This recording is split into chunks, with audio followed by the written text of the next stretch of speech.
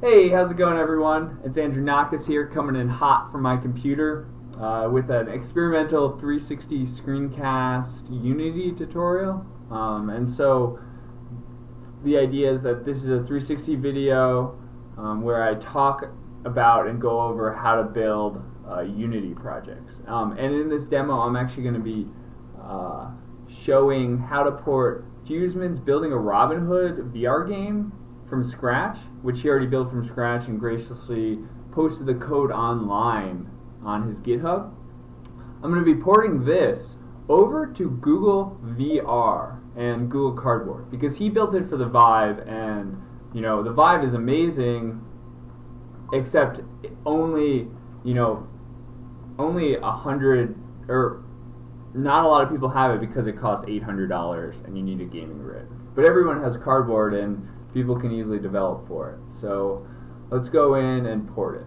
So I'm just starting with a blank project. I guess real quick, this is 360 video mono develop scenes on the bottom, and then the mono develops on the bottom, scene views on the left, game views on the right, or it could be flipped, I don't know, and then my webcam's on the back.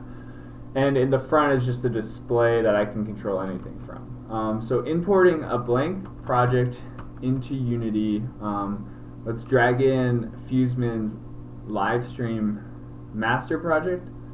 Kind of the whole idea with this 360 video VR screencast stuff is that it's an experiment using virtual reality or 360 videos to teach VR, and I think it's really interesting. It's been amazing and inspiring seeing Fuseman actually make these amazing VR screencasts, and I thought, maybe there could be something else new to add to it, to make tutorials and screencasts a little bit more engaging and active for potential developers. So right now I'm just importing, this is the Steam VR game settings, so I'm importing that stuff, and let's just go in and actually we can play his game, and I can kind of go into kind of the mechanics of it, and we could talk about how to build it for Vive. So I'm putting on the Vive right now. It should connect to room scale environment, and I can look around. This is a headset. If I go into the scene view, I can actually see my head moving around in the full rig. And then I'm going to put this on. And kind of the idea is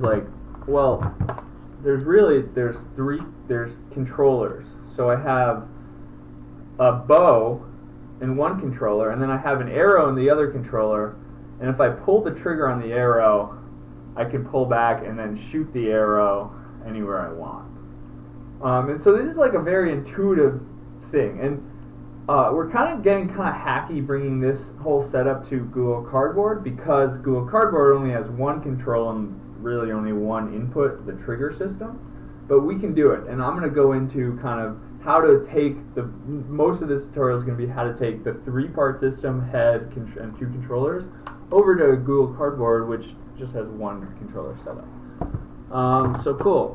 Without further ado, let's go ahead and import the latest Google VR project or custom asset. And once we do this, we can start kind of breaking apart the Steam VR scene and then in turn moving it over to Cardboard.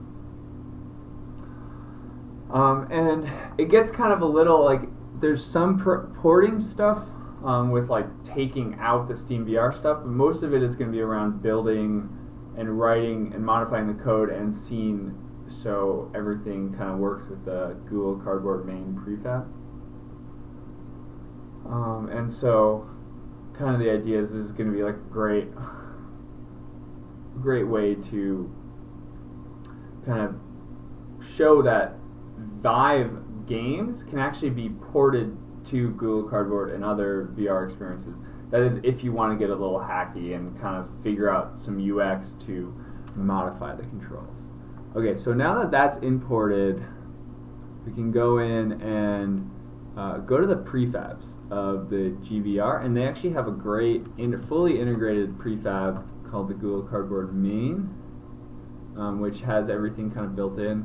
One trick I like to do to bring it to the right location is actually just zeroing it when it's a child object of what you want it to be at, and then let's break the prefab for the two controllers, because we're still going to use these controller game objects. They're just going to be attached to the Google Cardboard head instead of the Vive rig. And so if we go ahead and actually uncheck all this stuff with the camera head, we shouldn't see anything else with the Vive, or my Vive headset wouldn't turn on and lag everything out again. Oh, it's still turned on. But we're looking around in game view, and you can see in the scene view my bow and arrow is flying around aimlessly in world space. Not rigged up to where it needs to be. But for the most part, we're getting there. So let's go ahead and actually turn off the camera rig as well, the controller manager and the play area. And the thought is, yeah, this should not break my Vive won't turn on. It's still turning on. It might be like the SteamVR status, or the stuff might just be turning on when I'm actually there. It's probably this stuff. Yeah, now that the eyes are off and turn the ears off as well. And I guess we could have just deleted this. And then you saw that the bow is like kind of in this position where it's like at a 90-degree angle. So let's actually flip this.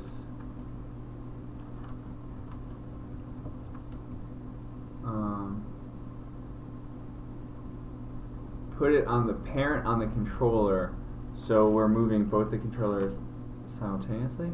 And now we just need to move it around until we find it appear in our game view. For some reason it was like a little harder. Here we go. There it is. Okay. So it's 90. Let's go ahead and zero it out, and then also flip it around to 270. So now the idea is it's facing that same direction. And so if we go in, we now have a bow kind of, it looks a little bit too far away, and I'm also like in the ground still, because the Vive starts at 0 when cardboard starts at head height, or needs to start at head height. And then you can also see this arrow is kind of like positioned at a 90-degree angle. So we can just move the cardboard up and then actually go in and reposition the arrow, which is, this is the bow rig, and then here's the arrow rig. So let's actually flip this. Let's unparent it so we know the actual coordinates, and we just zero that out. In theory, yeah. So now we have an arrow, and we have, like, for the most part, the rig kind of set up. Let's move everything a little closer to the game view, and it doesn't look super center. There's a hack that I can go into later to kind of get it rigged up center. That looks about right. So we have the arrow. Let's move the arrow so it's a little bit, it's like it's where it should be position-wise for actual shooting, like it's ready to shoot.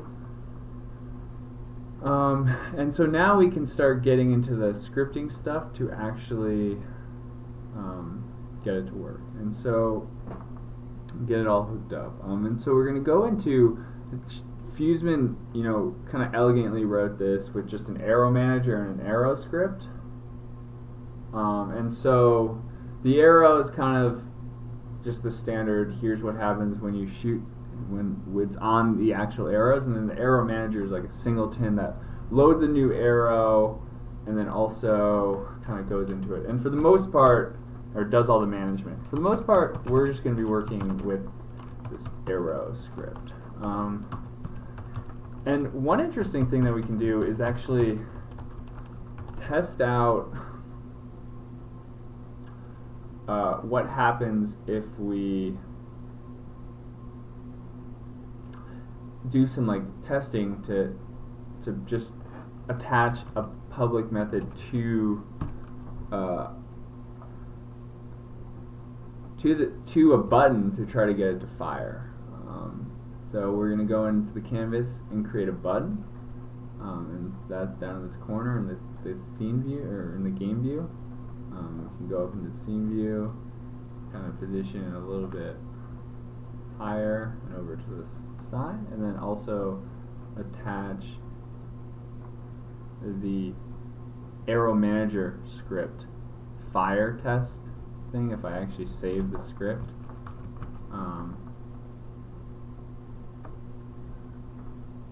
I can find it. That's strange.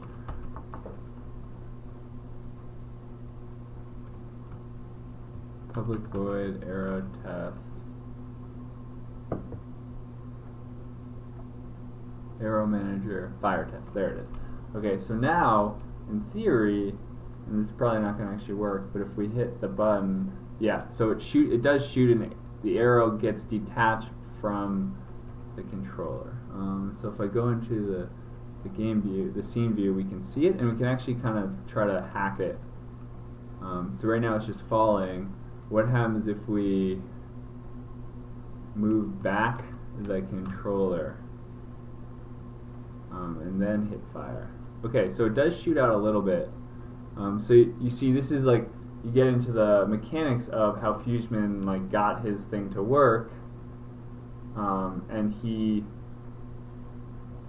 just says, okay, if the controller, the controller that has the arrow attached to it is back,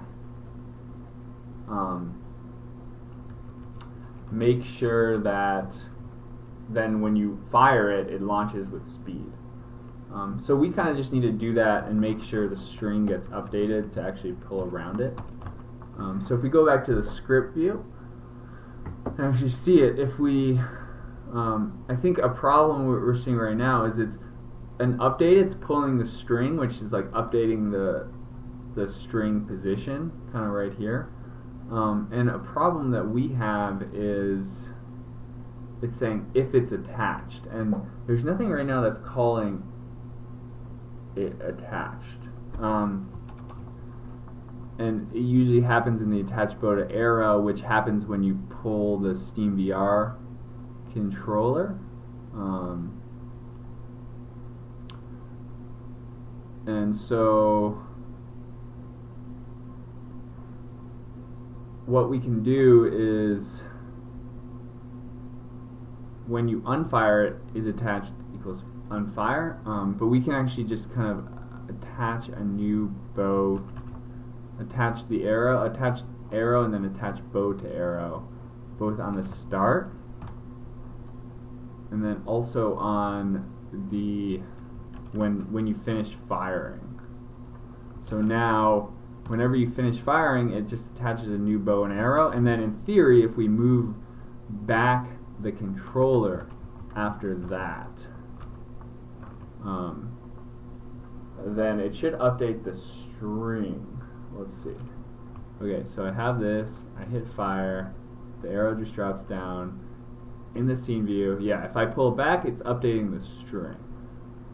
And then it doesn't reset its position. So that's an interesting thing that we need to do manually in script, because normally you like attach it manually, but with Google Cardboard, because it's all, again, just taking these three controllers and headsets, bringing it over to one view, we actually now have to go in and manually, once we fire the arrow, manually move the controller back. So the convenient thing is it's set up to the arrow managers on the controller that we need to move, which saves us a lot later on. But we can kind of just update the local position so it's back where it is normally, where it is normally is kind of right there, which is like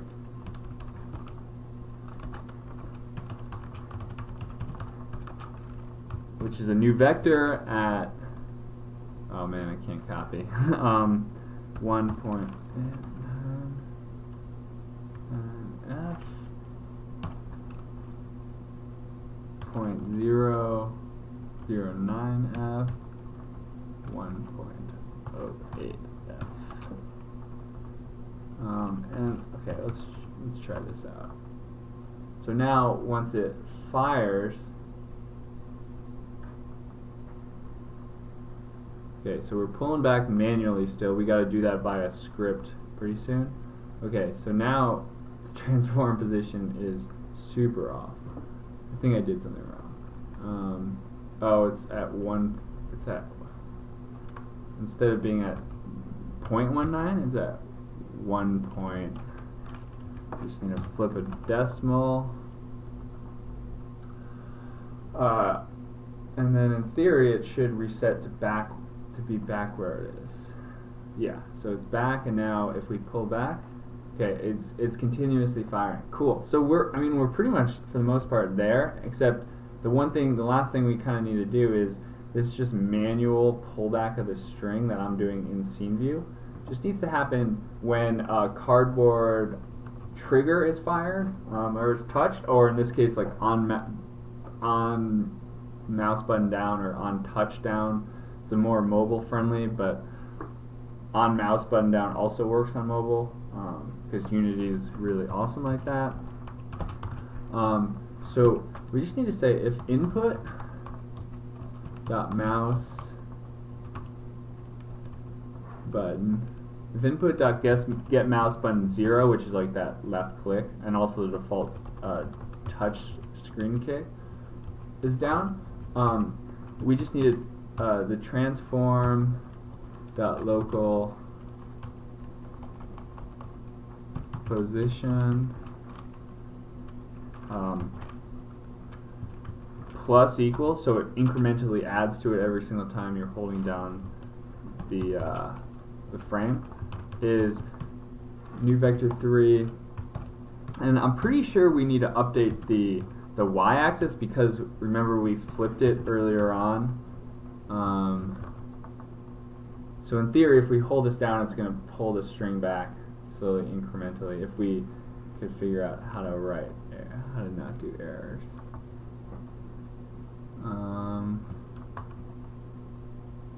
What is the error?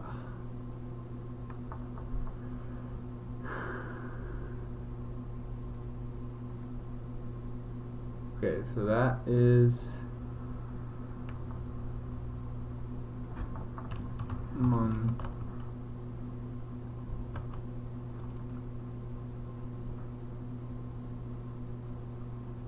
so it's not that. So it does say it's a parsing error, unidentified symbol right there. Oh yes, I'm missing a parentheses because yeah. Okay, so in theory it's not working. And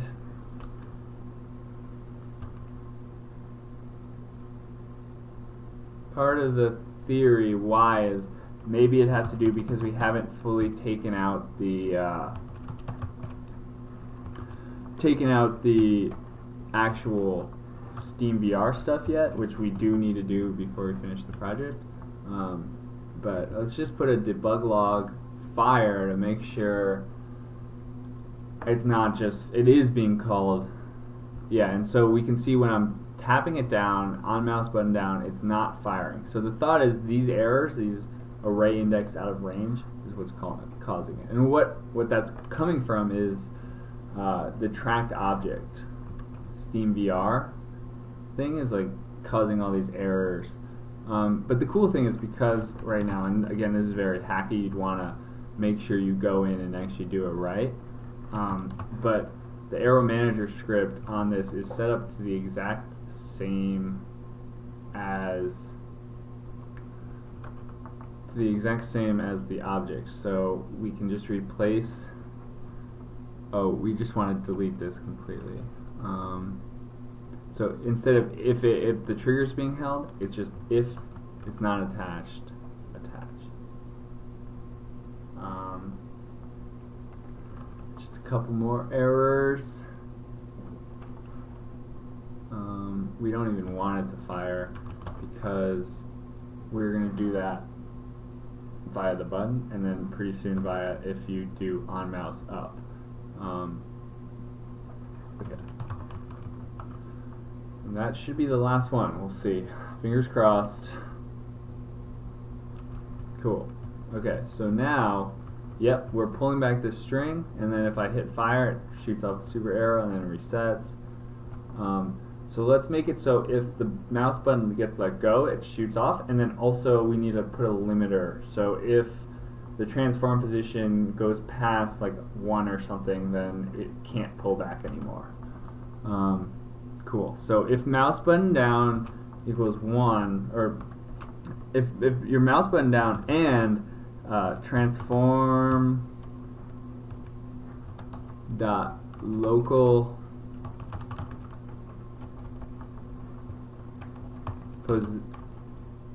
can't type position dot y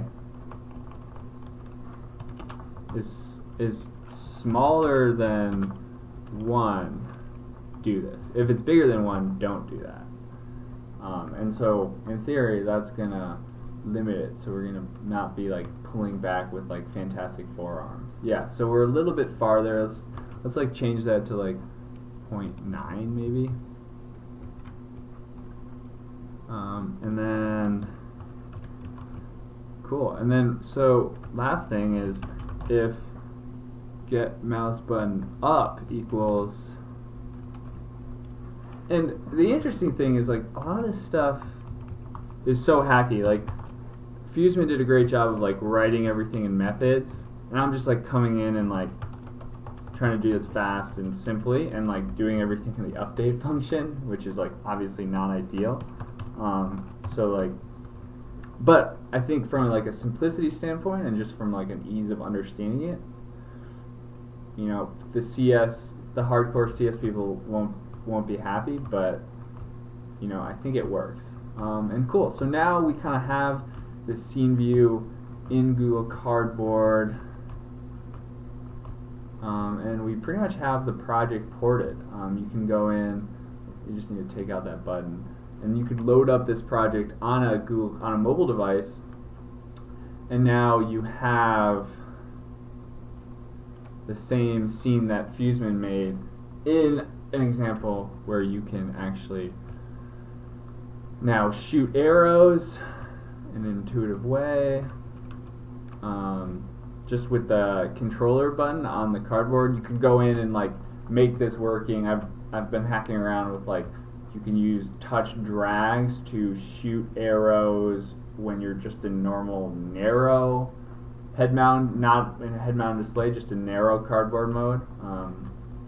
But for the most part, like this is the basis of the project. You know, I kind of did it very hackily, but you know, I'll post all the code on the GitHub, and you can take a look at it and just jump into that if that's your thing. Hopefully this was helpful. You know, the main thing that I'm really trying to show is that you can take Vive setups and port them over to Google Cardboard, and they should work just fine. They're kind of hacky. You definitely need to do some UX changes, but for the most part, everything works as expected, because they're fundamentally different, but then they have the same best practices. So cool. I guess the last things that I would do would be to get rid of all this SteamVR stuff, and then instead of putting it in PC Linux mode, I would switch it over to Android. And on that note, I just want to say thank you.